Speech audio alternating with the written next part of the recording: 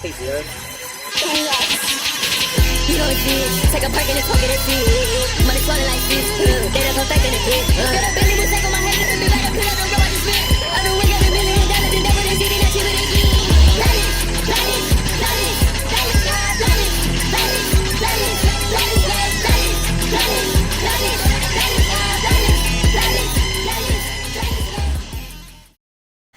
So this is the gym fit. Got the white compression. Then I got some Gymshark shorts. So yeah. So since I'm hitting legs, I gotta ice my knees before because I have some previous knee injuries. It helps like stimulate blood flow and help my knees like not break during legs. So this is how it looks. I just chuck the ice pack on my knee and it helps my knees be in not as much pain when I hit legs. I'm not 100% sure how I'm gonna go about filming in the gym because this is gonna be like the busiest time at the gym and I'm gonna be working at solo probably, so I don't know if I'll have the balls to get out the camera and start filming. I've been enjoying my leg training recently, even though it is hard, because I've been seeing some progress. Like my legs have been getting noticeably bigger recently. And that's really good because I have 3 months left of my bulk and then I will be cutting in September. Yeah, I'll be cutting in September. So I have 3 months to bulk left. So I'm just going to be trying to put on as much fat as possible. Holy, that sun is bright. So I'll be taking the gym pretty seriously for the next 3 months because, you know, what else do I have to do? I quit my job actually last week, so my schedule is pretty freaking free. So pretty much all I do nowadays is just go to the gym and make YouTube videos and do my online coaching business. Yeah, what's on the agenda for legs? Well, it's probably gonna look something like some squats, hack squats. Then we're gonna go to RDLs probably. Then some hamstring curls, and then some calf raises. Yeah, my leg days usually take way too long because it just takes me a while to recover, like after the sets. After an all set of squats, bro, I gotta like sit down for at least like 7 minutes. Like I think my average like rest time in between my sets for legs is like 5 to 7 minutes, so that really extends the length of time that I'm at the gym for, even though I'm not doing that much volume. I just got to the gym and that was literally the hardest park of my life. It is so busy right now. Like I thought it wouldn't be too busy because it's only 4:30. Like, what happened to all the people that do 9 to 5s? Like, shouldn't they still be at work? Why are they at the gym? But no, it's literally so busy. The busiest I've ever seen the gym. There was literally like 2 or 3 parking spots available. I had to park like 100 meters away, but it's all goody. We still made it, so I'll see you at the squat rack if it's available. It's super busy right now. Like I actually nearly didn't pull out my camera, but yeah, I got 100 on the bar. I'm gonna try to get 3.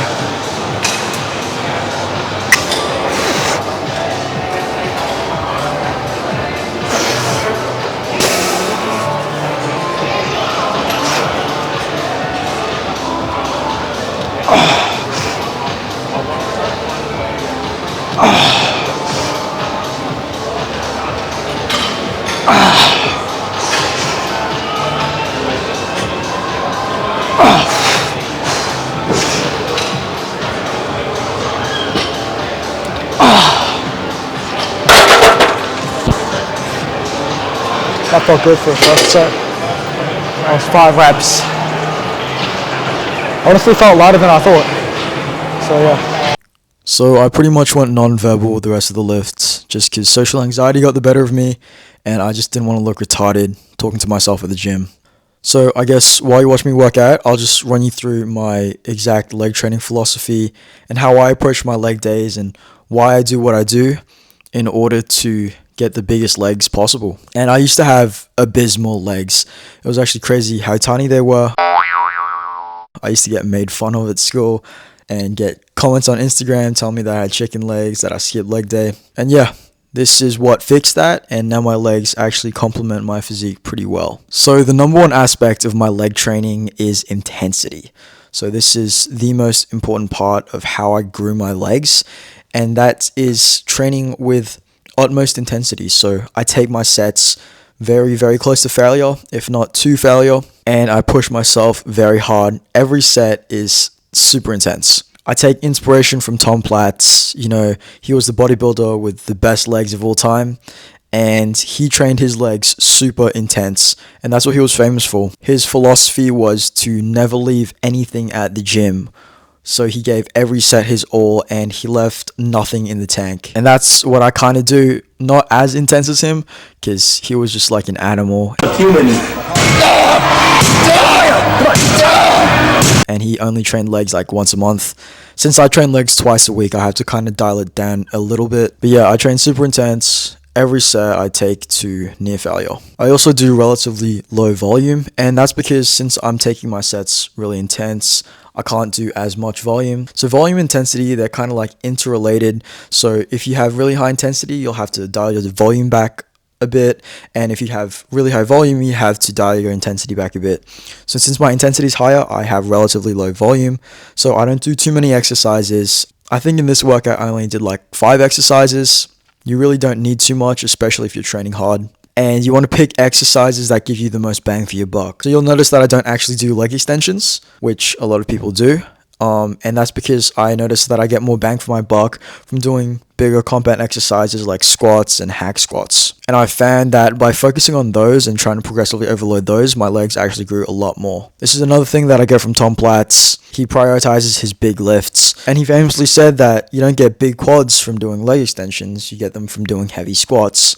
Like you don't get a big chest from doing cable crossovers, you get it from benching heavy or doing dumbbell pressing. So you just really want to prioritize those big lifts, the ones where you're moving a lot of weight. Another point, and this one applies especially to squats, is to bias your form for maximum leg activation. So on squats, you can kind of do it 2 different ways, low bar or high bar.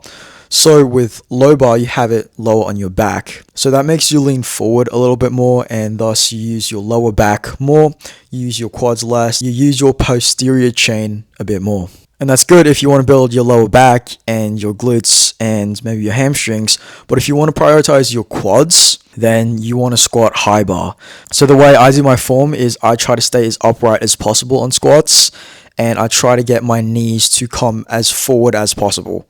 And this will bias my quads and give them a lot more activation than if I did low bar. Another super important thing is range of motion. So I always go all the way down, and there's a famous saying, half reps get you a quarter of the gains. So I always go full range of motion, all the way down as deep as possible. The bottom half of your reps gives you an asymmetrical advantage.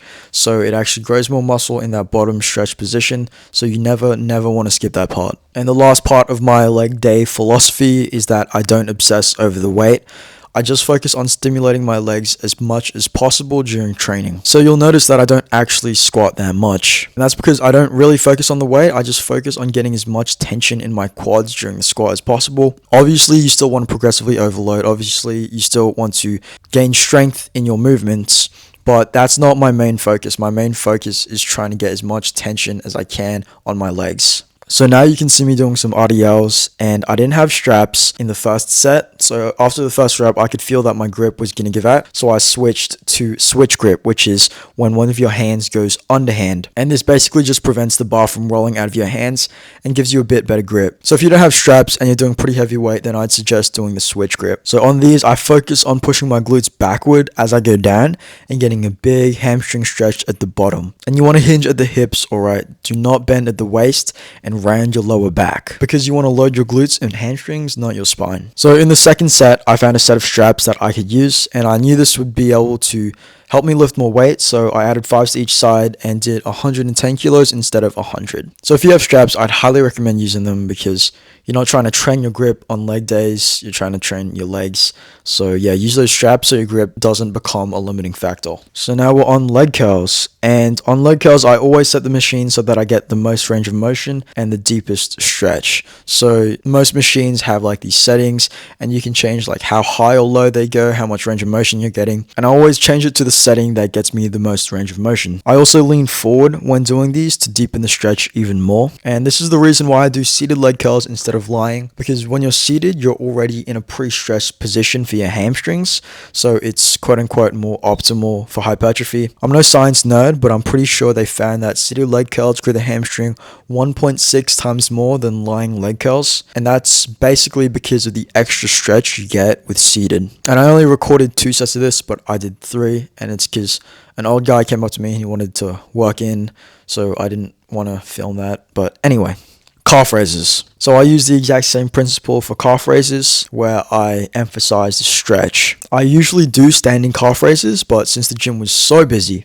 and the calf raise machine was perpetually taking like my entire workout, I had to do my calf raises on the leg press instead. So I only do the bottom range of motion on calf raises, and I stop at around parallel. And this is because they found that doing only the bottom half resulted in double the calf growth as compared to doing full range of motion. And this is because the stretch, again, is so important. And ever since I started doing this, I noticed a significant increase in the size of my calves. And on the last set, I do myo reps, and if you don't know what that is, it's where you hit failure, rest around 10 seconds, then go again and hit failure again, then rest 10 seconds again, and then you just keep repeating these mini sets where you're resting 10 seconds and going to failure. And I usually just keep going until I can't get 3 reps in a set. Also, I try to get 15 to 20 reps for my normal sets, and for my myo reps, I try to get 5 for each mini set. Training my calves like this with the bottom half reps and utilizing myo reps has actually grown my calves like nothing else. I've tried pretty much everything because I have pretty bad calf genetics, and so I've tried pretty much everything under the sun to grow my calves, and this is the best strategy that I've found. And the first time I tried this, my calves were sore for over a week. So if you try this, you'll probably experience the same thing. And honestly, this is probably the meta for calf training. I've tried so many things and nothing compares to this. It's actually goated.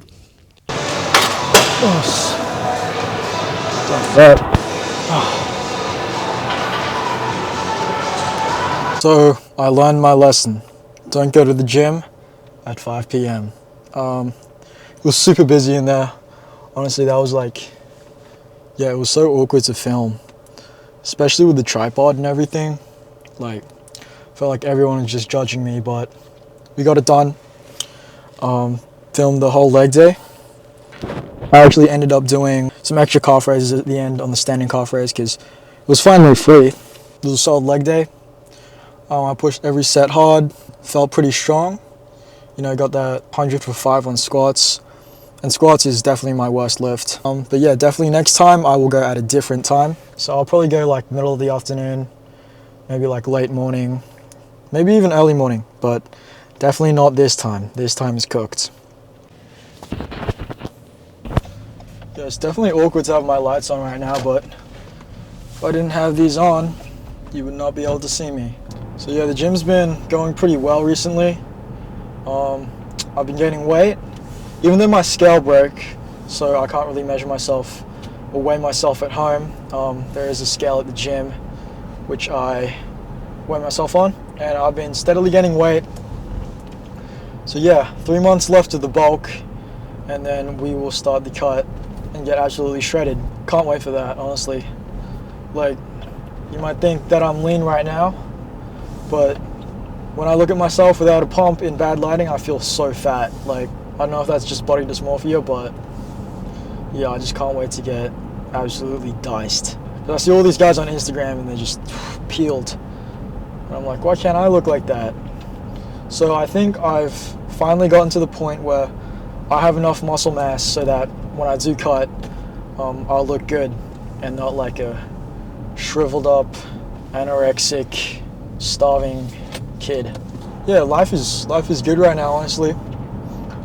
Especially after quitting my job. If you're wondering, I used to work at the gym. It was like a receptionist job. I also did a bit of training, like I trained some people and like write programs and that.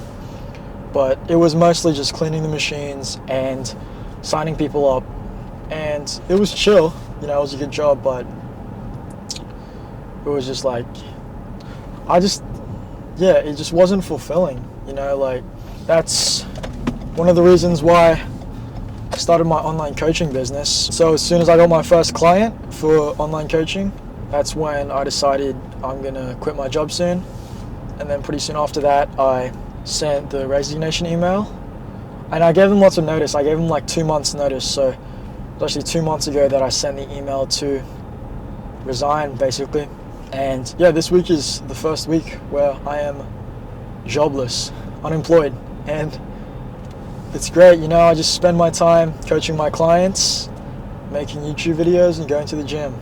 Life is good. Yeah, I just want to keep growing, you know, like make better YouTube videos, you know, make some cinematic stuff. Cinematography has actually been really interesting me recently. I've been super interested in cameras and lenses and like the art of storytelling and all that stuff, just like filmmaking. So I definitely want to turn these vlogs into, you know, kind of like films one day.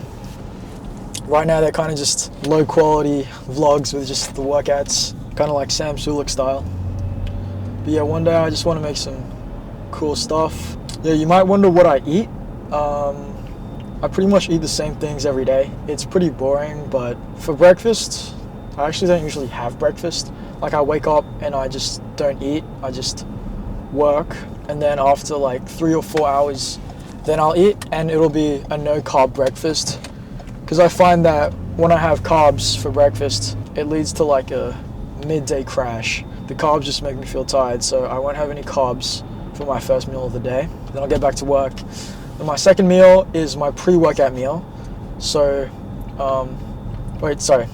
So the first meal, the no carb meal, is usually like eggs, tuna, or maybe mince. Yeah, no carbs, just like straight protein and fats. And the second meal is my pre-workout meal. So that most of the time is like a burrito bowl, but it's literally just mince with like taco seasoning, with rice and cheese, and maybe some like Greek yogurt, and the taste is actually really good. That's why I have it every day. And then I'll have like a banana and honey before the workout as well. And after, it's literally whatever's for dinner, whatever mom makes, or if she hasn't made anything, I'll just make something. Maybe I'll make like a burger, or just whatever. The dinner's flexible. And if I haven't got enough calories by the end of the day, I'll make a bulking shake. So the bulking shake, it's about 800 calories, I think. It's just milk, protein oats, ice, protein powder. I put olive oil and avocado oil, trust, you don't even taste it, but it adds so much calories. I put Greek yogurt, and then I add a little bit of sweetener, so it tastes good. But yeah, that's what I usually eat on a daily. I try to keep everything clean. I stay away from, you know, junk food, because yeah, it's just not good for you, bro. Like, it makes you feel bad, makes you look bad. It's just not worth it. It tastes good in your mouth for, 10 seconds, and then you're just left with the side effects. So yeah, we just got home. This is probably gonna be the outro, so if you enjoyed the video, like and subscribe. And if you want one-to-one coaching, then you can click the link down below in the description, or you can DM me on Instagram. And yeah, I'll get in touch with you. Or if you just want to get my personal workout routine, then that's also linked in the description below. So yeah, appreciate you. Bye.